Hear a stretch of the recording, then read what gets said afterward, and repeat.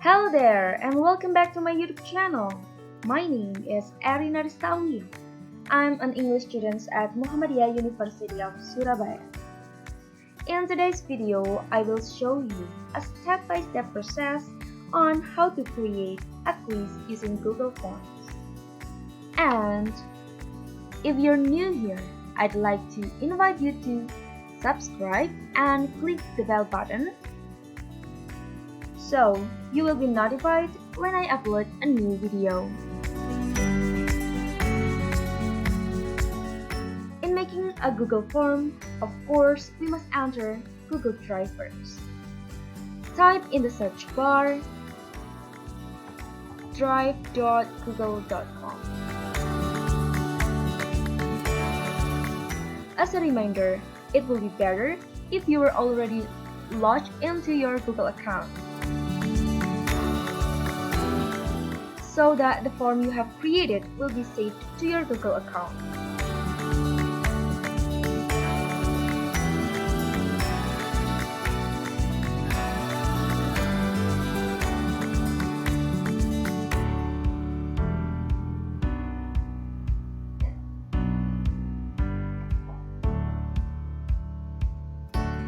Click on the section with the address drive.google.com.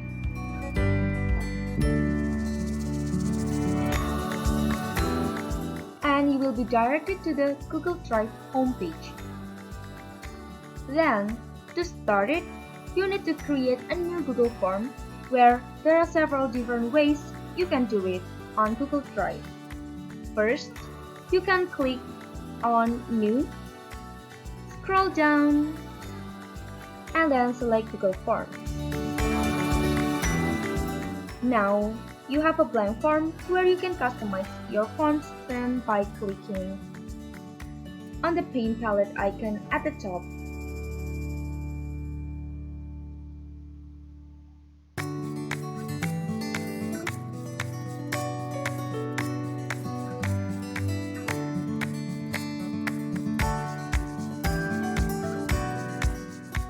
You can also add a header image above the title. Next, what we need to do before starting up the question is to prepare our form. We need to set whether we need the student's email address or not. So, our students will receive this course and feedbacks from teachers on how students can access the results, and to do that,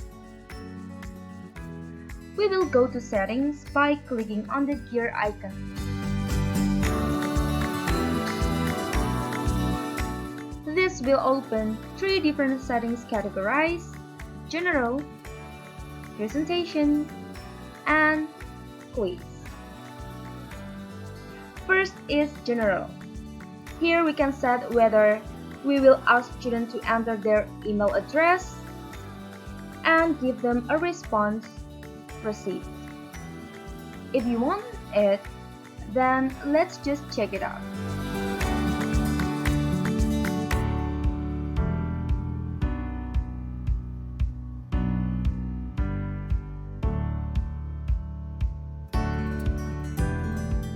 We can also limit students' response, so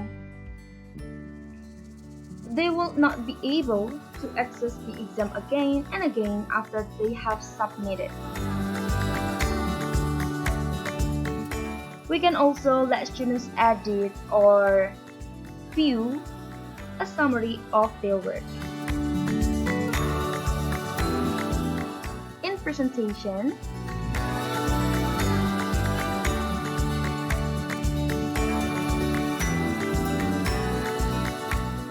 here we can set to show with the progress bar and shuffle bar.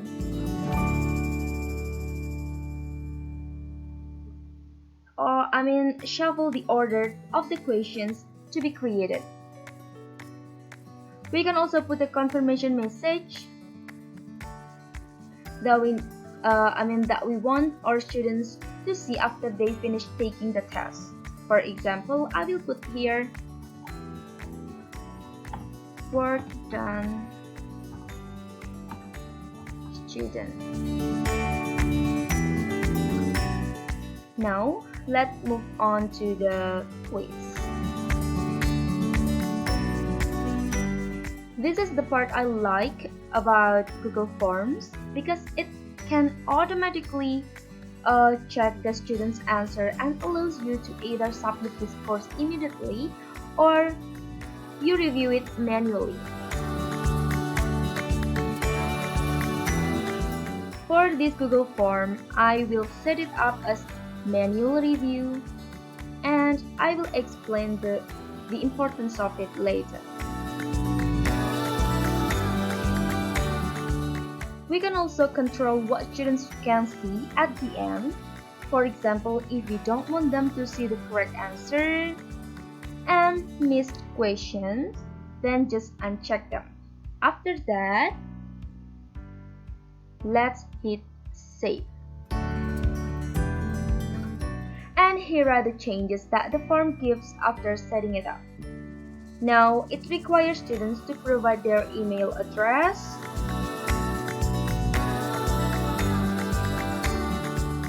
and let's name this form depending on what you want to name it. I will name it final exam. We can also put a description or instruction here.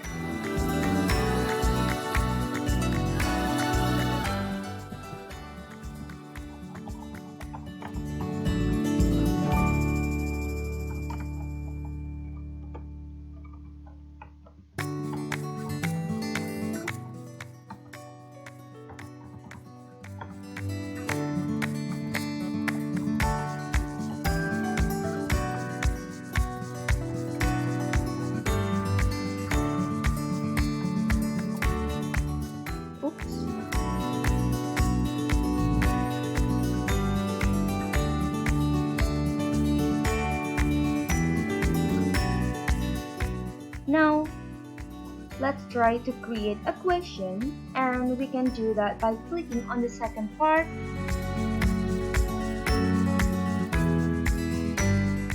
or clicking on the plus sign on the right side of the section.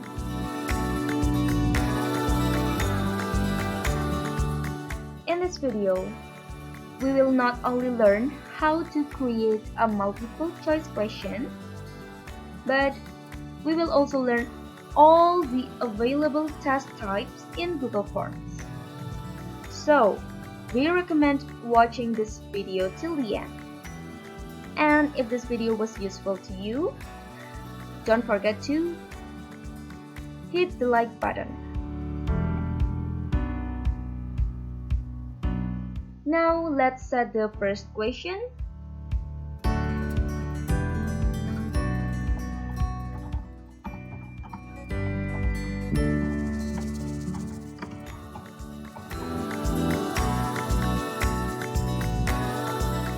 Here we can click on option 1 to provide choice tests.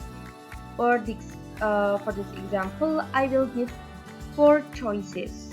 You can also add images to your choice or even your question.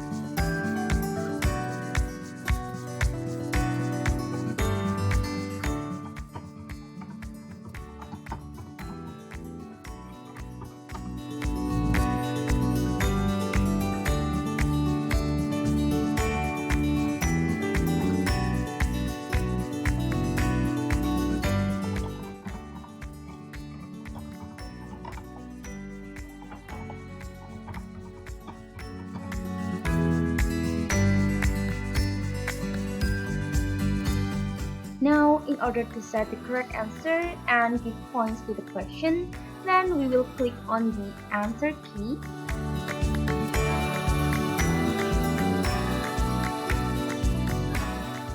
And then all we have to do is check the correct answer and give the appropriate point.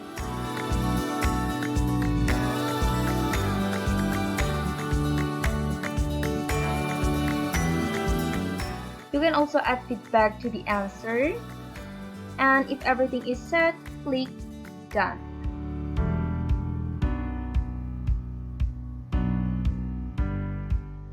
And here is our first question in multiple choice.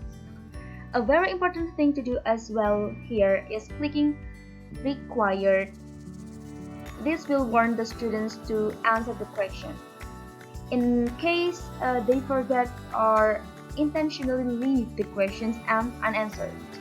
That way, they will not be able to submit their work if there are questions that are set as required and answered. And by clicking on the three dots here, will give you the option to shuffle the choice.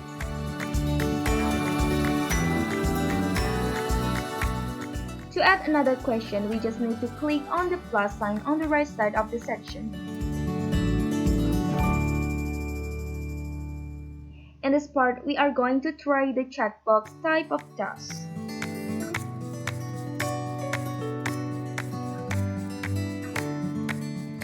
Checkbox is actually the same with enumerations. However, instead of students writing down the things to be enumerated, it's just in the choices, and all they have to do is check. For example, I will ask students to check 5 temporal conjunctions.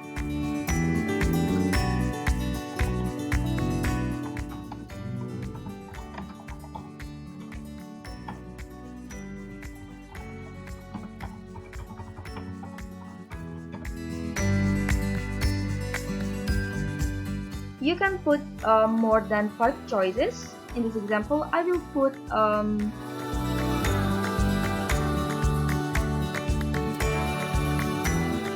8 choices. And of course,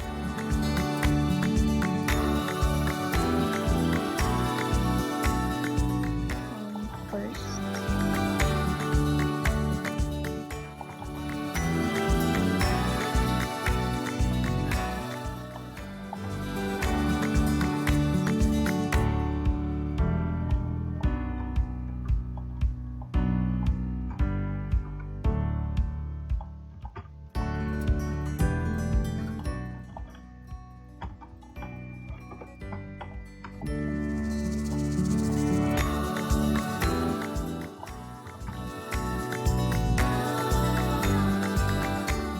and of course, we have to check the correct answers and give the appropriate points.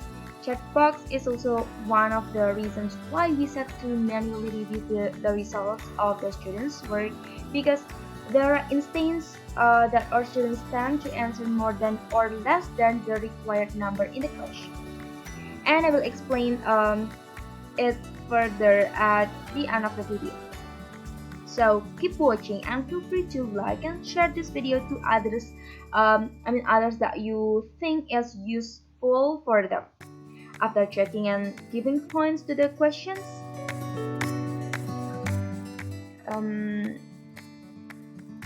wait, I will check by clicking the answer key again. Just check the correct answer.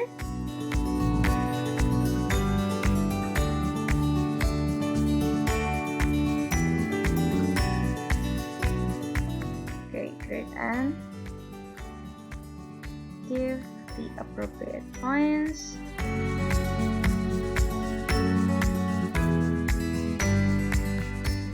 And after checking and giving points to the questions, click Done. Don't forget to activate the required buttons. And you can also shuffle the choices, order by clicking the 3 dots again. Now let's add another question.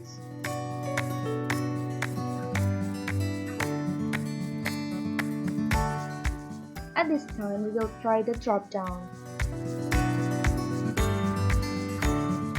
Drop down is basically the same with multiple choices. The only difference is that students should click the drop down arrows. so that they can see the choices. And the same process, we are going to put the choices.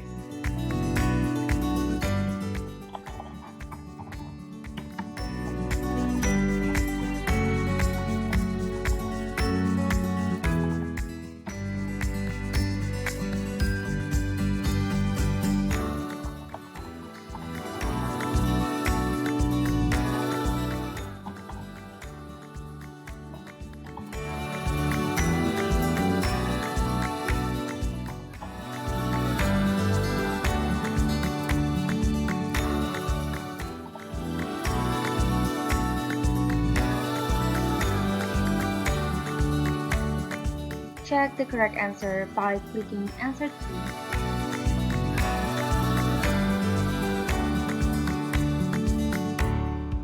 Just select the correct answer and give the appropriate point.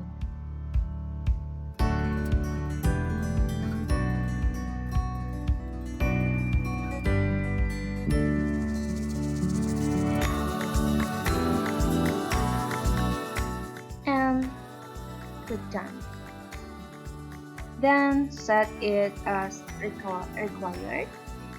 So let's proceed to short answer.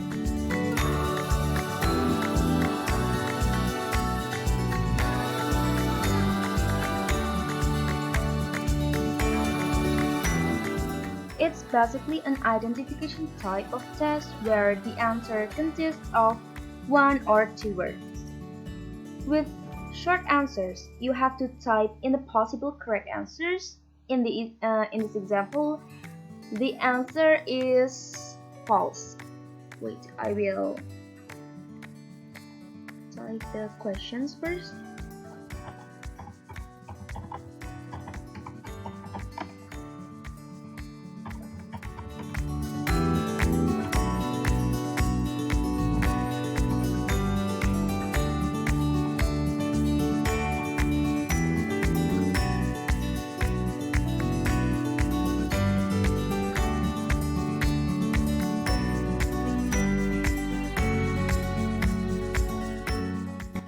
Okay.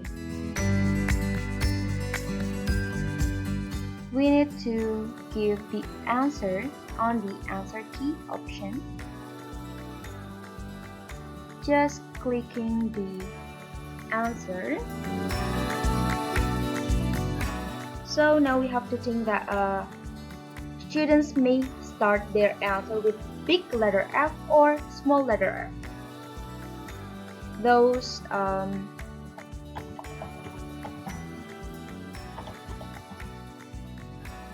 it's our job to include this in the answer key.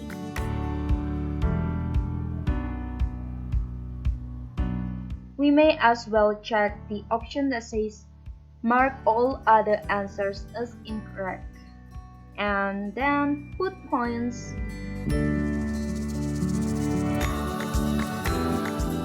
And set this as required. But before that, click done. And of course, we can shuffle the answer.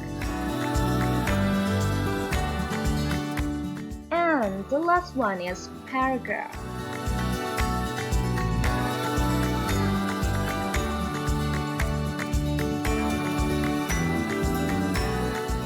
Paragraph is a bit like essay type test where students can give long answers based on questions. The tricky part is that we cannot provide answer key, but we can put equivalent points of the questions. This is the second reason why we set to manually review the results, so that we give points to the quiz paragraph type because Google Forms does not have the feature of creating paragraph form of quiz. But the rest will be automatically checked by Google even though we have set it as manual review, such as multiple choice, drop-down, and chat box.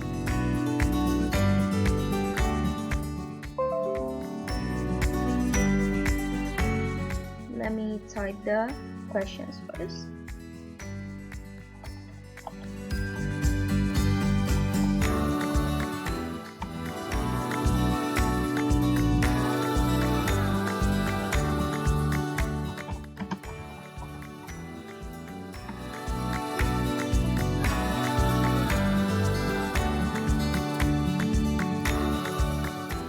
the answer key to give a point.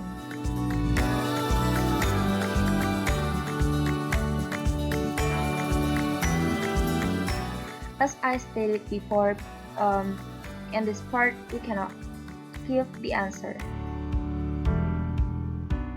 Click done. And still set this question as required.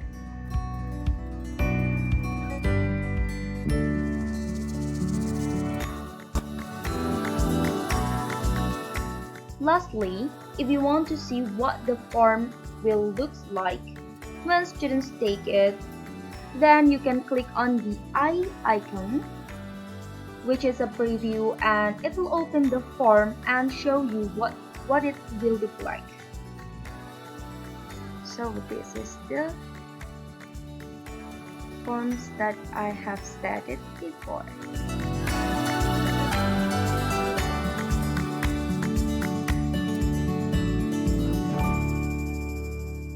So that's it after creating a quiz, test, or exam. Now you can send it to your students by clicking send up here. I'll be back and then send, and you can send it directly through email or through a link.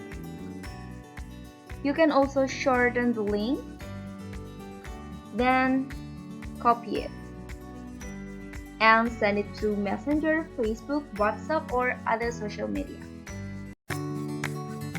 And that is so far how you create a quiz, test, or examination in Google Forms. Now, if you have any questions, feel free to post them in the comment section below.